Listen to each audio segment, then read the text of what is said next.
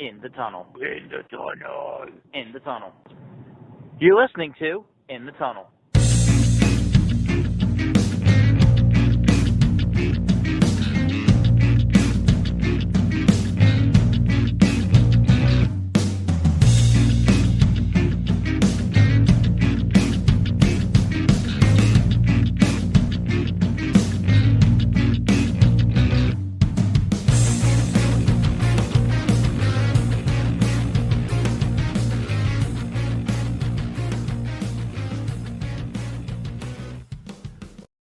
Hello and welcome to In the Tunnel, episode number 123.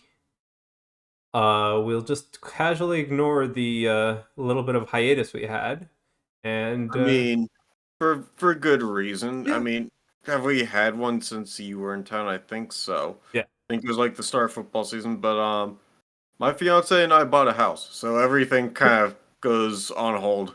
yeah, Kind of hard to exactly. use microphones when they were packed. And now I'm in my own office, so now Yep. we have a place to record. Yeah, so let's talk NBA trade deadline to start. Yes.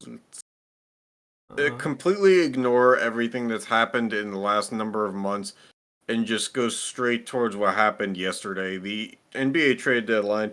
Um, Big stars moved. A lot of them moved before yesterday, oh but yeah, um, tons of action yesterday. Some of the guys who were drafted, who everybody thought was going to be a star and then flamed out, were exchanged for each other. Other times, head scratching moves. The big one, obviously, unless you've been under a rock in terms of NBA news, was Luka Doncic being traded from the Mavericks to the Lakers for Anthony Davis. Um, yeah. I the gotta say, thing like, with even for somebody who doesn't follow a lot of basketball, like, that was a giant shock. yeah, a lot has been made of it. We won't get into the weight part of it. We won't get into the perception part of it. Um, I guess we can touch on the fact that the rumor also amongst those other two things was that Doncic was like one of the most technical foul called players in the NBA for a few years. They Yeah, were kind of getting tired of that level of aggression because it probably cost them some close games. Nothing that really impacts this year, hmm, but I guess behind closed doors, things were not great. The GM for Dallas, and I read before we recorded tonight, also been very worried about his safety because the Dallas community not a big fan of this. yeah, They traded a guy who was their franchise player who had accomplished so much already before his prime years, and they did it for not a huge haul back. Anthony Davis is a great player, but he's definitely. injury prone and he doesn't return the same value. Yeah, And definitely, I agree. Dallas didn't really milk any of the Lakers picks either. They got one first rounder, but and the Lakers don't have a ton of picks to give, but you would think for a player like Luka Doncic, they would have gotten all of them. Um, Uh-huh. so this one's weird. To me, at the same time, I don't think that either team really wins this trade. I I agree. I don't think that it's won necessarily by either team, especially not at the current moment. I just look at it like the Lakers get stronger for now in offensive sense, but Anthony Davis was by far their best defensive player. LeBron will always be a good defender as long as he's playing, but I don't really know what keeps them above average defensively now. Hmm. Um, they get a lot weaker on the defensive end, and the Mavericks get better in terms of they get better scoring and better rebounding, but they also lack really much depth. So I mean, I don't know. The Lakers definitely don't win this, in my opinion, because um, at least not right now, because I think that this is more of a they can win it down the road. LeBron probably is not interested in staying with the Lakers long term. oh yeah, If he does, they basically seamlessly transition into a second phase of the franchise once LeBron does decide to hang them up. That could be after this year, it could be 3 years away, but uh-huh. they don't have to worry about it. The Mavericks, the West is just there's too many different teams competing for contention status, and the Mavericks didn't have a big three before, and they don't have one now. Kyrie Nope. and AD is going to be fine, but both of those guys are going to sit out games. Yep. I don't know. Um, I don't know. What are your thoughts? I mean, just how like unexpected, I guess this trade was kind of ridiculous to see like everyone's reaction. But I agree. Like right now, there's no winner. I'll say. I will say like probably for Dallas fans, like again, like you basically traded away their franchise player. Yeah. Their Um, GM should be worried. I don't think that death threats are appropriate by any no, means, oh heck no, it's a game, man. but Like, like, and also, I'm gonna say this without any qualified research. The rumor is, or not rumor, the fact is, the Mavericks GM 10 years ago was a brand representative with Nike who was trying to get Steph Curry to sign a shoe deal, uh-huh. and he botched it so hard that Steph ended up at Under Armour Yeah, before Under Armour was really big at basketball. uh-huh. Now, how 10 years later somebody who was failing at Nike ends up in a position of overseeing an NBA roster kind of behooves me, but I guess nobody thought, hey, maybe this is not the right person to do it. Also, people who are like, oh, this was Mark Cuban's fault, despite the fact that he sold his like all of his majority share last year. Um, Yeah. it's also not a good look that like in 2020, Mark Cuban is on the record of saying like if it came down to if I could have Luka on the Mavericks or trade him and keep my wife, I would keep Luka on the Mavericks and I would file divorce papers.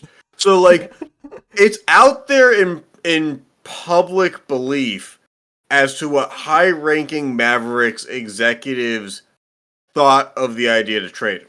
So the Yeah. one guy who the GM must have really hated him. Yeah. I mean, Like he apparently um went to the board of the committee board and presented the idea of trading Doncic and everybody laughed at him. And he still did it. we're How all he laughing at him, I still think. has a job. Ah, I mean, again, like, Um, I really think, like, regardless of the situation, public perception is really tough to beat here. being in a GM role is very tough because it's the one profession. I guess it's similar in if you ever decide to quit your job, but it's the one profession where like once you make your decision, once the paperwork is signed, there is no going back on it. Yep. You trade a guy to the Lakers, there is no after 12 hours, I've changed my mind, tear up the paperwork. Once the guy is gone, he's gone. Gone. Yep. And you can't change how people think of you because of the decisions that you make. Mm-hmm. Um, it that's what makes it a tough business, and that's why a lot of people say that they could do it better, but probably couldn't. Um, Definitely. the other big star, Jimmy Butler, went to the Warriors. sending Andrew Wiggins, Davion Mitchell, Kyle Anderson, and a first-round pick to Miami, and some other players shuffled around Utah and Toronto in the same deal. I'll let you start with your thoughts on what this actually was, because I have my own thoughts on it, and I even told coworkers I mean, what I thought before it happened. when I looked at that, I was like, okay, how much does this benefit? So Jimmy Butler is currently 35 years old. Yeah, If you keep track exactly. of the Warriors, Steph is 30, I want to say same age, because he played Yeah, more I, college years. I think so. Draymond was a 4-year college guy. He's the same age. Yeah, So you now have a core where you didn't want to keep Klay Thompson and pay him money, but you essentially got older. yeah, definitely. And that's my thing, right? It's like I don't know how good that is. Like 35 is not young in the NBA anymore, right? Like It's one of the more physically taxing games. Um, so that's why I'm saying it's like when I looked at that, I was like, okay, what does this do? Like you have an old player. Okay, they could probably eke out for you like one or two good seasons here or there, and then be like, okay, average at best. I think because like what do you think of their title contention no, chances there? What did you think of them before? still no. Okay. So I'm in the same boat as you with that. I think that, you know, the Warriors have been able to build such a huge international fan base through the marketing of Steph Curry and their dynastic run. Yeah, definitely. Um, but essentially starting in 2014, we're like 11 years into that tenure. Um, 4 titles is a lot, Yeah, and definitely. getting and 5 finals appearances. So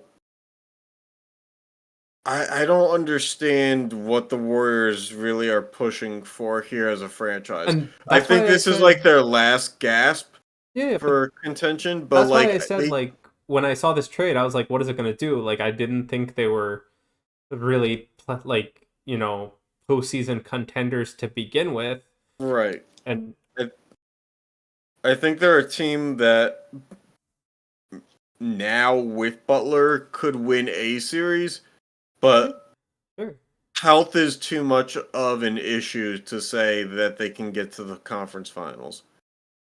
yep, I don't think that they have it in them, and I think that the West is way too strong with deeper teams. Um, I think that for me, if I was a Warriors fan, this would have been the year to be like, Clay is gone. We're now playing with house money. We've had our good run. The window's obviously closing. We still have Steph. We still have Draymond. We have legends in the building. And let's just let them ride off into the sunset. And we'll keep our assets because they're one of the teams that, through all their building, never really had to trade away tons of assets yep, because of their building through the draft. Um, so they were primed to rebuild now and transition into the next era and let their superstars just kind of ease into retirement. Now it's kind of like they didn't trade a lot of picks, but I don't understand. This now takes your draft picks from in the teens to in the 20s, and you get less quality players there. uh-huh, Um, you're not competing for a title. They signed Jimmy Butler to a 2-year, $112 million extension after the trade. So they're really banking on that they're going to get something out of this, and I don't know what they think that is because it doesn't seem to be realistic. yeah. Again, like I don't really think it pushes the needle that far for their team. Like you said, maybe they win one series, but like in the grand scheme of things, that's not good enough. Right. So let's see how you like Zach LaVine going to Sacramento with a bunch of picks. Some of them pick swaps, some of them actual picks going to Sacramento in a three-team deal where Chicago was involved. Chicago essentially just got role players, nothing fancy there. But the third team was De'Aaron Fox going to San Antonio. So now San Antonio is interesting because they have Wembanyama. They put CP3 there to help with the mentorship. But now nobody's expecting playoffs out of them, but they're suddenly building a decent lineup. They have Harrison Barnes at their forward. Um, they have De'Aaron Fox at their other guard. All of a sudden, they're a team that has four very competent starters. Yeah. Uh, Chris Paul's probably not going to be around for much longer, but we say that. We've been We say that saying a that for lot. 5 years now. Yeah, I know. I don't know. I guess I like that Sacramento retooled by getting LaVine instead of uh, Yeah. selling Fox and going straight into starting over again. And then they put LaVine with DeRozan like they did in Chicago, which didn't work there, but I guess Sacramento's got better pieces, younger pieces. Um, I don't know. This is interesting. Yeah, I think at least this trade is a lot more interesting to look at, like in terms of what's been acquired and given. Also, the fact that Sacramento landed 6 picks Yep. along with Zach LaVine. Yeah. But yet somehow Chicago got 1 pick for selling. I know. So Sacramento's the big winner here. I had no idea they got that many picks out of this. Yeah. And I then mean, go ahead. ridiculous. And then there's a bunch of other ones, but the one last one that I really want to touch on is what the hell the Milwaukee Bucks are doing. When the Bucks won a title a few years ago, it was predicated on very stout defense, and being able to outscore your bad offense or be due to that defense. Mm-hmm.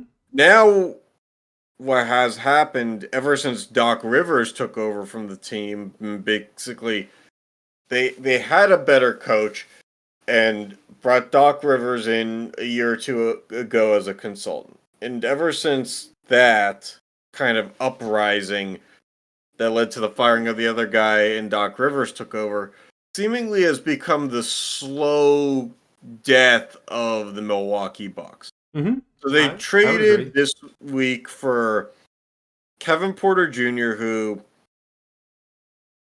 has a very sketchy off the court life as it is. But he's not a good defender. He'll get you points, but he's a turnstile.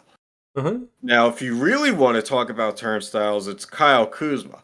So the Wizards have been horrible, but the biggest eyesore on the Wizards is Kuzma, who's been taking 20 plus shots a game, more or less, all season.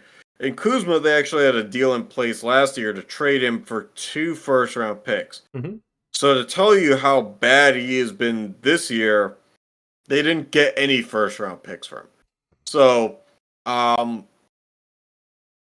I think Kuzma's a guy who he really has no desire to play defense and seems to be very delusional. He seems to think that he's been helping the Wizards maintain relevancy and that it would have been a lot worse if he was gone. We'll see, but I doubt They've it. won 3 straight games since they basically started phasing him out. Exactly. So now the Bucks have turned into a team that this is tough because I really if they get the best out of this trade, I still don't know who they stop because they've traded all semblance of defense for offense. Giannis is their only defender. Chris Middleton is gone to DC in that trade. Drew Holiday has been with the Celtics for a couple of years now. Damian Lillard doesn't defend for shit. And Brook Lopez is 36 years old, and he was never really that mobile to begin with. So where the defense comes from now, I really don't know. So Yeah, I mean, I don't know. Milwaukee seemingly is mortgaging their future for a whole lot of nothing. yeah, I mean, again, like when I see that, I'm just like, all right, this team is just continually going down the drain. We need one of those, I guess. Every conference needs a few idiots, and Milwaukee's the idiot in the East. Yep. All right, let's talk about the other NBA topic we have, which is the Brooklyn Nets. Yeah, or I guess in this instance we could say New Jersey Nets. But Fair. this one is more local news. But I texted to Sean a while ago. I said we should put this one on our list because of we're both from New Jersey.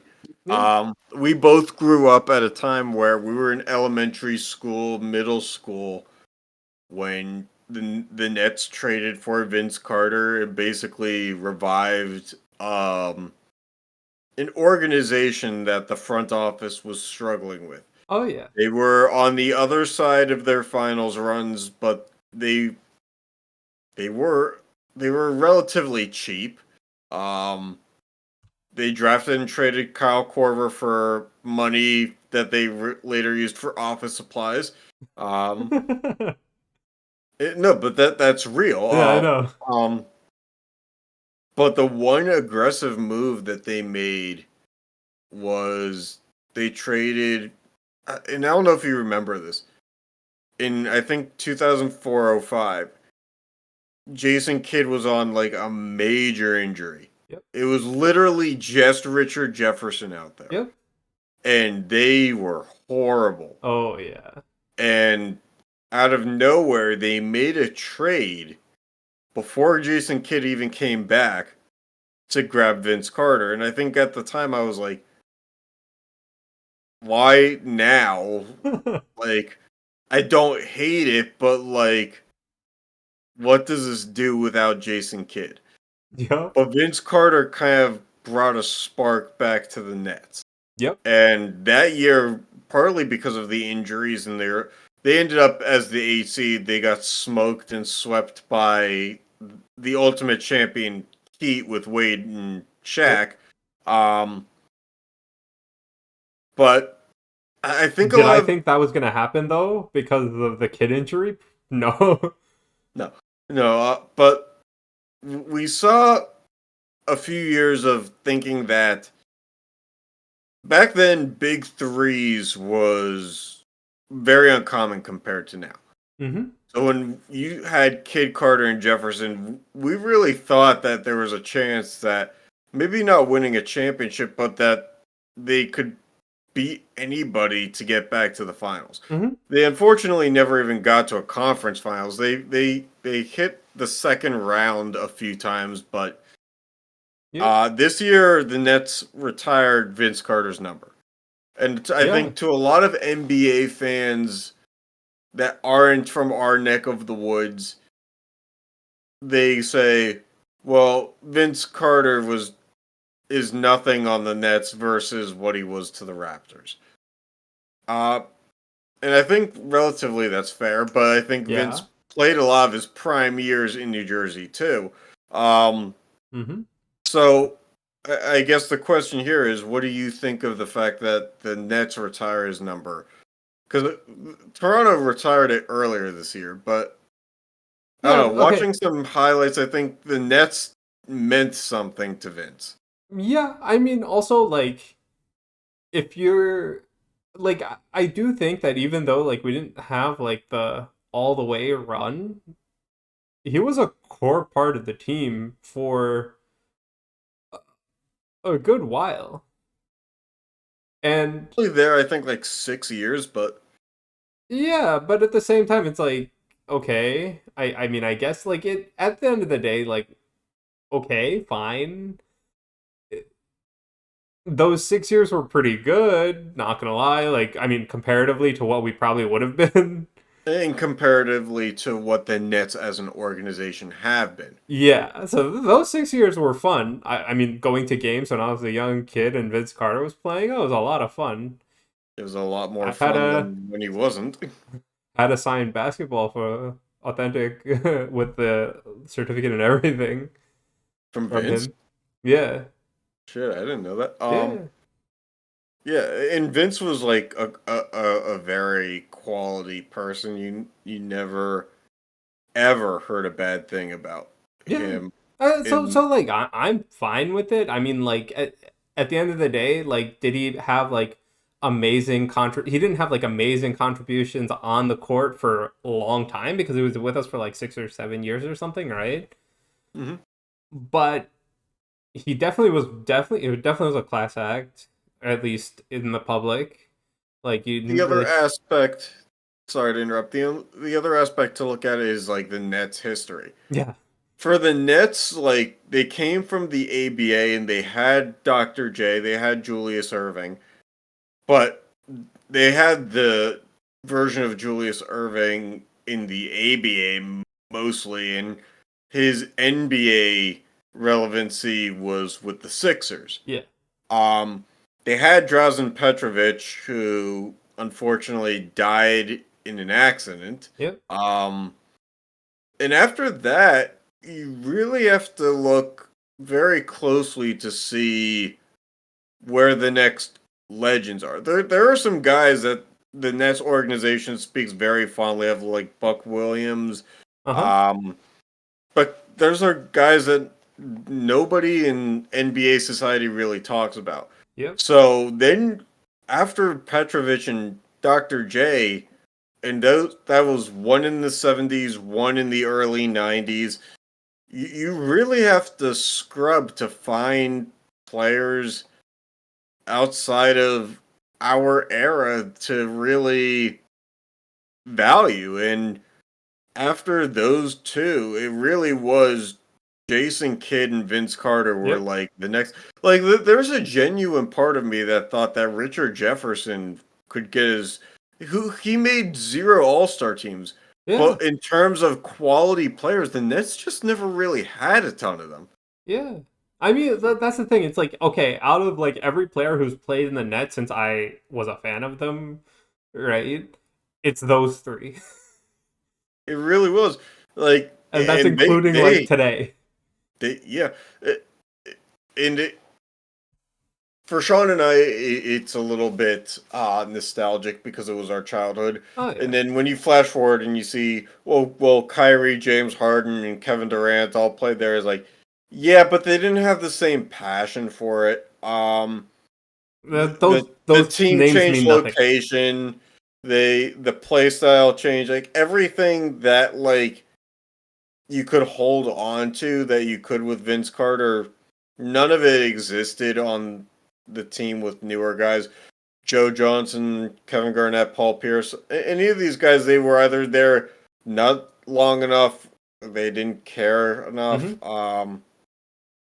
But like there was a genuine sense of like those three guys really wanted it. Mm-hmm. Definitely. And they fought so hard for it until basically the organization said, "Look, it's not happening. Like we've tried for too long. You guys are all like up for contracts and we can't pay all of you." And then kid went to Dallas. Vince stayed around for another season. He went to I think Orlando. Yeah. Richard went to Milwaukee, and then Nets basketball was in free fall after that for a very long time. I mean, I would still consider it basically not recovered from that free fall. Well, it was different. That those last years in New Jersey, they like were legitimately going up against history for like teams Yeah. that hadn't to start a season without a win. I think they went like 19 straight games without a win to start a season. Yeah. Like it was real bad. Yeah. And they weren't doing anything good with the picks that they got for those guys either, Nope. That's because the they thing. flipped Like them for Darren the New Williams. Jersey Nets front office, I feel like with like draft capital was never there.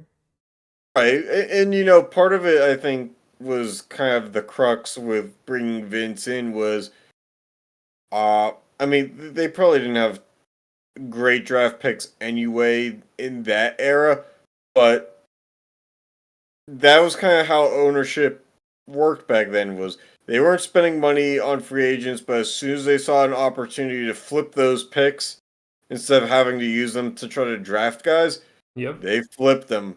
If it wasn't Vince, it was Darren Williams. Mm-hmm. If it wasn't Darren Williams, it was Devin Harris. Yep. It was a lot of guys who didn't work out very well long term. But the internet speaks loudly, and the '90s kids are on the internet in full volume.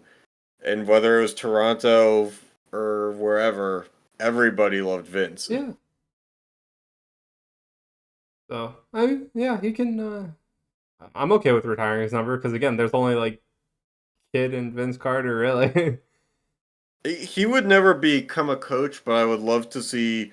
I'm so glad that he's back as a commentator, Mhm. because I think that there's his genuine love for the game. He obviously stayed as a player until his body couldn't do it. Literally, basically gave out. I think he just loves the game in a way that a lot of people don't. Fair. All right, on to the NHL. We have another basically trade deadline approaching. It's still a ways away, This one's like a month away, yeah. but we've had some things happen. We'll say. Yeah, I mean, the first one was Carolina is going for it again. Um, That's one way to so put it. they got rid of Jack Drury and Martin, is it Nekis? Neckus, basically.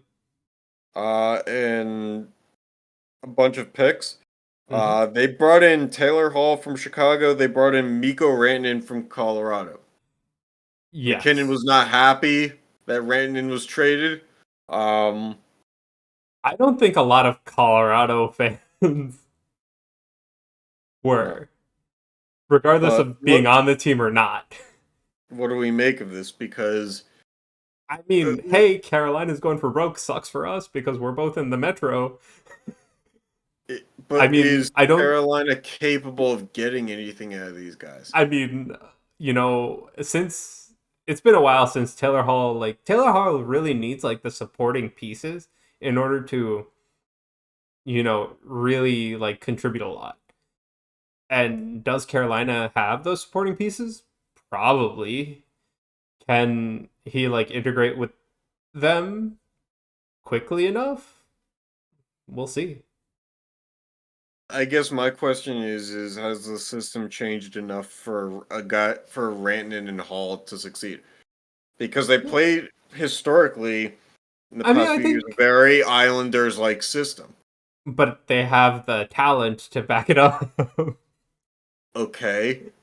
I mean, I just think the Islanders play the worst version of the Islanders like system. So That's fair. That's very fair. I'm just saying defensive based systems can have all the star talent in the world. yeah, They tend to break more than they work when you yeah. bring in offensive firepower to supplement it, because See, but I um don't think like Hall is not direct offensive firepower. He's definitely more a of the Rantanen is. yeah. Brandon is definitely, but Taylor like Hall is not. I don't see him having a lasting impact here. no. I say that with all love. I think his injury history is Yep. eventually going to come back around. Yeah.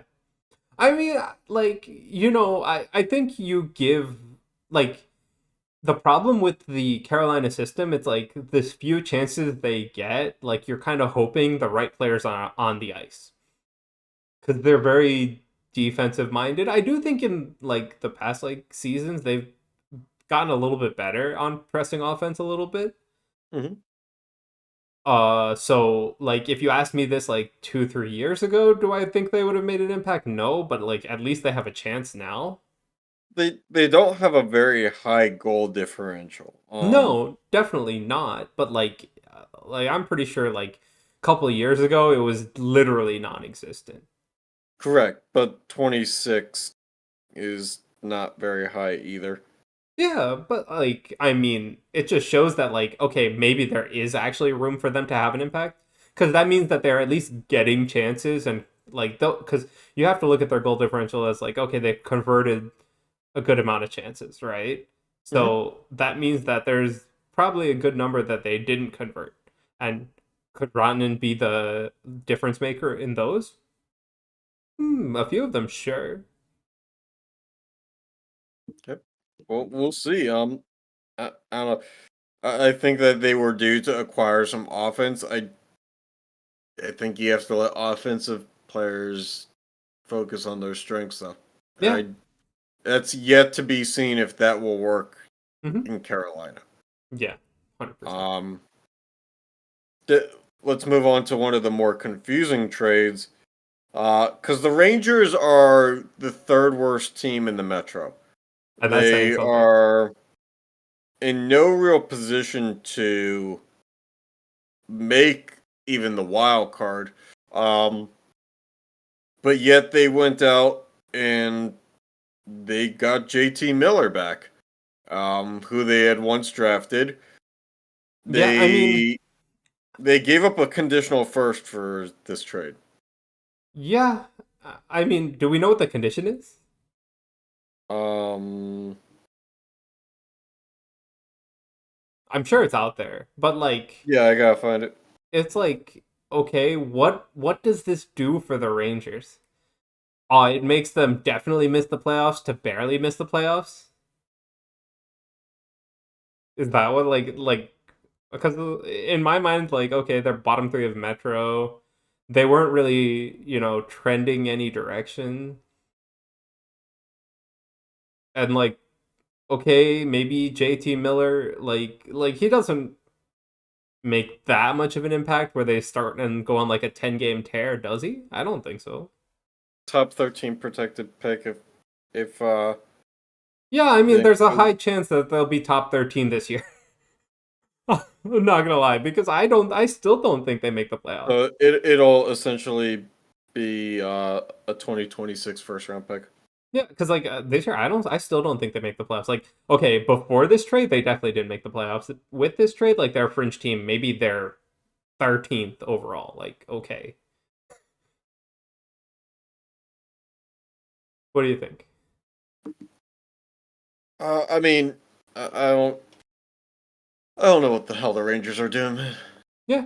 They seemingly are in that no man's land of like they have enough talent to be a winner, Oh but yeah. they just are so far gone right now They have what they that. consider the best goalie in hockey, and we know goalies win regular season to get to the playoffs, but this ain't even happening. But they also have Panarin. Yeah. Still, they have plenty of offense. I guess getting JT Miller could spark a I run, mean, but it's kind of too little, too late. they also are notorious at ruining draft prospects. They are, Because like Kako, and they traded Lafreniere, away. Yeah, yeah. it just keeps Yeah. going. We talked about in our pre-episode uh, outlining that Jimmy Vesey wasn't a draft pick, but for all the hype he had, they really ran him into the ground. Yeah. And then they still brought him back, just like JT Miller. I don't understand what they're doing. It's not a James Dolan thing. As much as I like to think that any New York sports blunder is a James Dolan thing, there's just no fucking way that his hands are on the pulse of the Rangers like this. Yep. And then Marcus Pettersson got traded. Oh yeah. He went to Vancouver. I think that was a conditional first going back to Pittsburgh. Yeah, I mean, I Danton think that's Heinen fine. going back to the Penguins. Yeah, this was a move that needed to be made for both sides. Um, I would agree. uh, as a Penguins fan, I'm just happy to see that they're actually trying to get picks now. They've And finally given up. to get a conditional first for Marcus Pettersson, and then I guess Pettersson signed a 6-year, 5.5 deal Yeah, after that. So that was money that wasn't going to be spent here. So definitely. All right. Yeah. I mean, I really think like out of craziness, NBA wins the craziness in the trades going on right now just because of that one. But we still those stay NHL tuned. You got trades. plenty of time. Yeah, the you know that. I think what the NHL is going for right now is the trades don't make a lot of fucking sense. Yeah, I mean like Ronden and Hall But it's for on such a smaller scale. yeah, definitely. But what we have in common is the fact that star players are really fucking upset with some of these trades. Yeah. All right. On to the MLB. Let's talk Dodgers for a little bit. Yes, and this is on the heels of Rob Manfred saying that no, we don't have a Dodgers problem. So, um, let's take a look into the Dodgers offseason here and see exactly why they're um in our episode here. So, Let's just let's count the see. amount of money they spent, basically. Yeah, so as if winning the World Series wasn't enough, they signed Kirby Yates to be their closer. You know how you sign your closer for a $14 million deal. Uh-huh. I'm trying to find like the actual payroll that they signed. Uh, I mean, let's just get to the point. Like, also, they spent a lot of money, and I mean, it's the off season, right? There's basically two months till things get rolling. uh, no, pitchers and catchers report in like 2 weeks. Oh yeah, I mean, I'm talking about like spring training's in like a month or a month and some. It's like 2 weeks from now. Hmm. Pitchers and catchers report in 2 weeks, but like there's also the Yeah. rest, and then okay, All right. So let's see here. We have Blake. Let's start in November. Let's do this. Let's start after Tyler Glasnow was taken off the injury list for the 8 millionth time. yeah. So Kershaw's a free agent, Mm-hmm. um, and still is not signed. Ironically, the one person they haven't signed. The one person they actually need They to sign. re-signed Tommy Edman, who they had traded for a 5-year deal on Mm-hmm. November 29th. On November 30th, they signed Blake Snell to a 5-year contract. Mm-hmm. Uh, December 10th, they signed Michael Conforto to a 1-year deal. Okay. December 10th, they signed Blake Trinan, another relief pitcher, to a 2-year deal. Okay. All right. All well and good. Nothing wrong there. Teoscar Hernandez is a free agent. He re-ups on a 3-year deal. Okay. Um, keep in mind, I'm not saying anything about dollars right Yeah. now. Evan Phillips is signed to avoid arbitration. Roki Sasaki, one of the highly sought after um, free agents internationally, he signs with the Dodgers. Yep. I don't know why Trevor Bauer is on the transaction log here. He hasn't played on the Dodgers in years. Kirby Yates signs his 1-year, $14 million closer deal. Okay. So, as if they haven't acquired enough, Mm-hmm. the dollar amount, that's where things get interesting. Yeah. And I have to find that. But as I do that, why don't you give me your takes? I mean, okay, like you just paid your closer $14 million. Like, what is he gonna show up in 30 games? So that's like $500,000 per appearance. I mean, like, okay, some of them don't sound that egregious, right? But at the same time, just the sheer amount of transactions they've made is kind of ridiculous. And like, sometimes it's like, does the MLB need like a hard cap?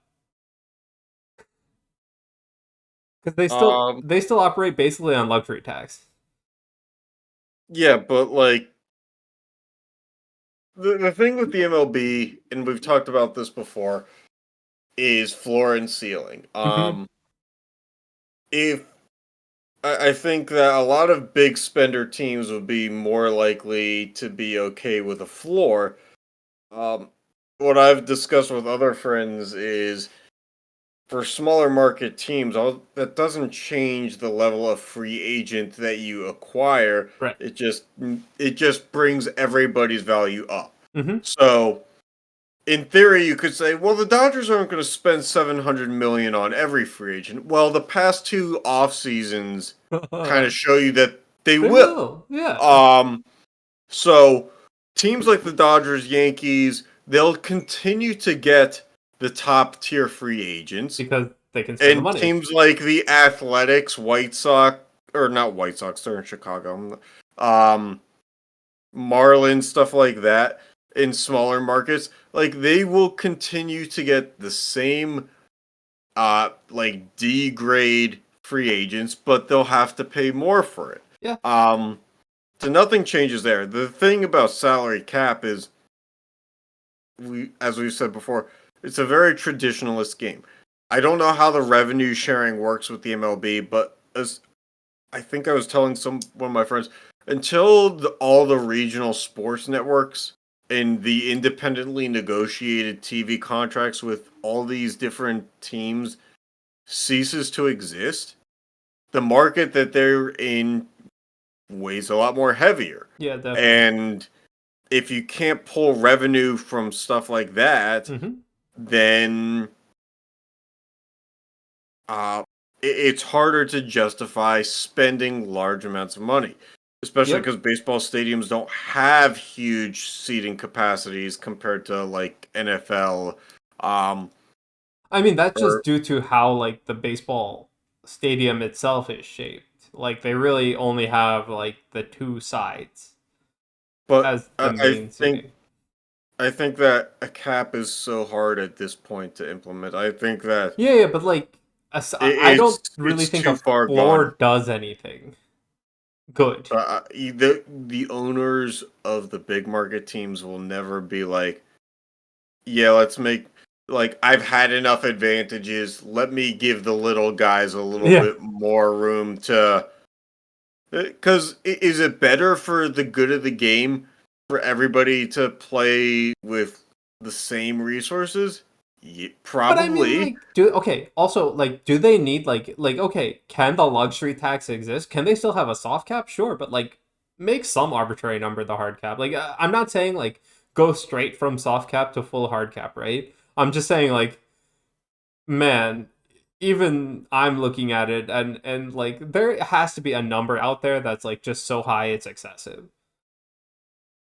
Yeah, and the scary thing right now is if you're an NL team,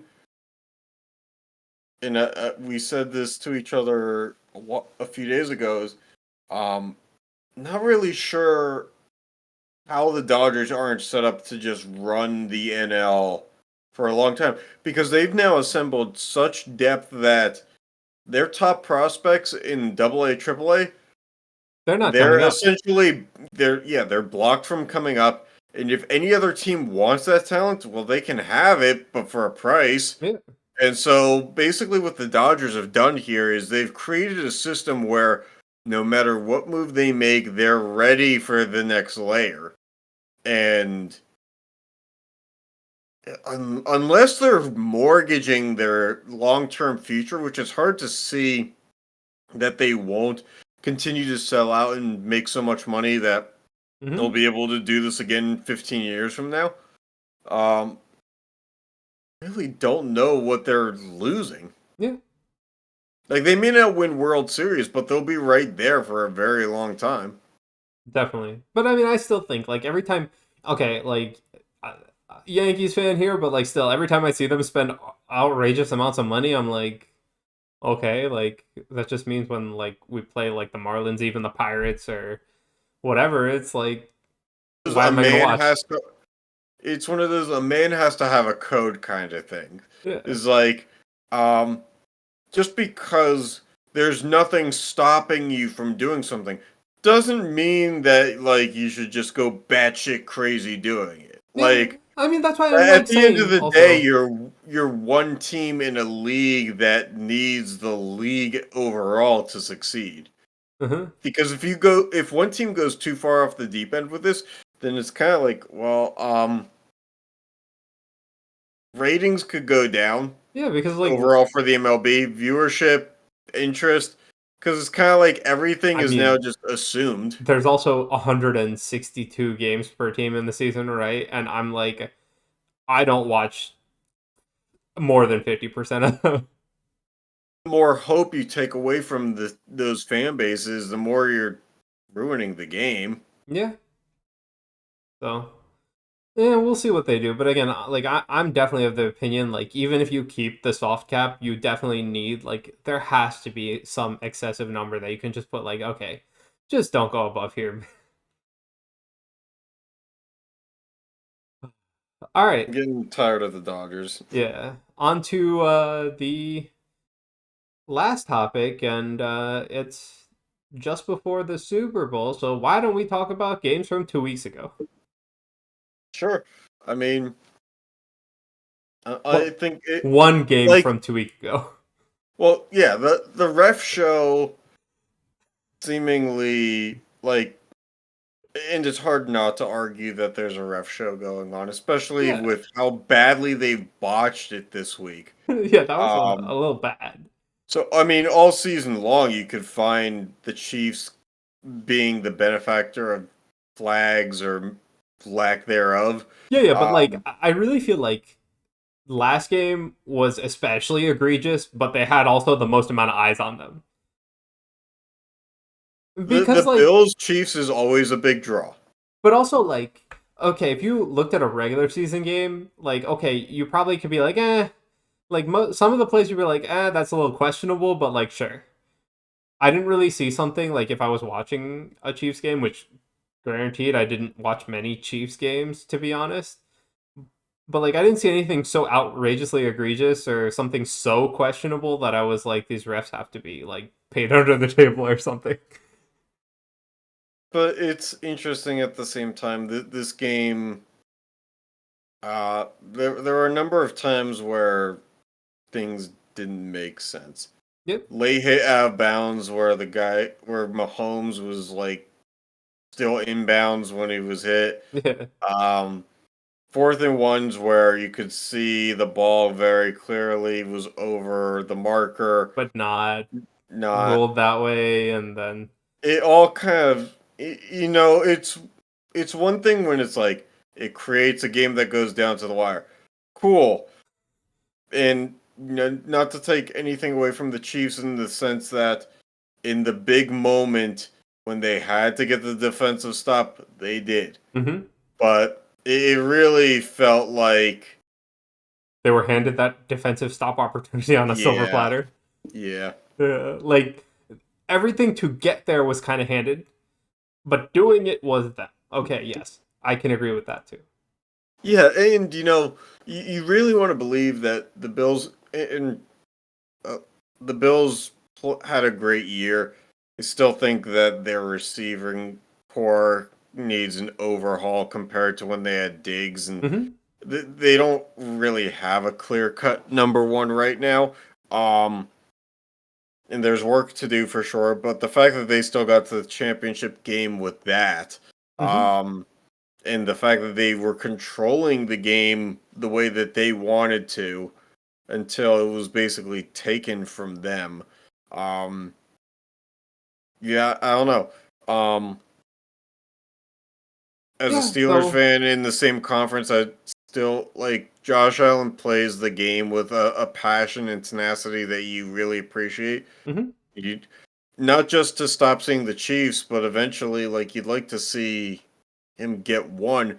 But the fact that we now go to Super Bowl Media Week and we have Roger Goodell and a committee of referees putting out press releases and statements saying that there's been no efforts to intentionally change the outcome of games in favor of the Chiefs. Yeah, but this is basically, Well, hold on.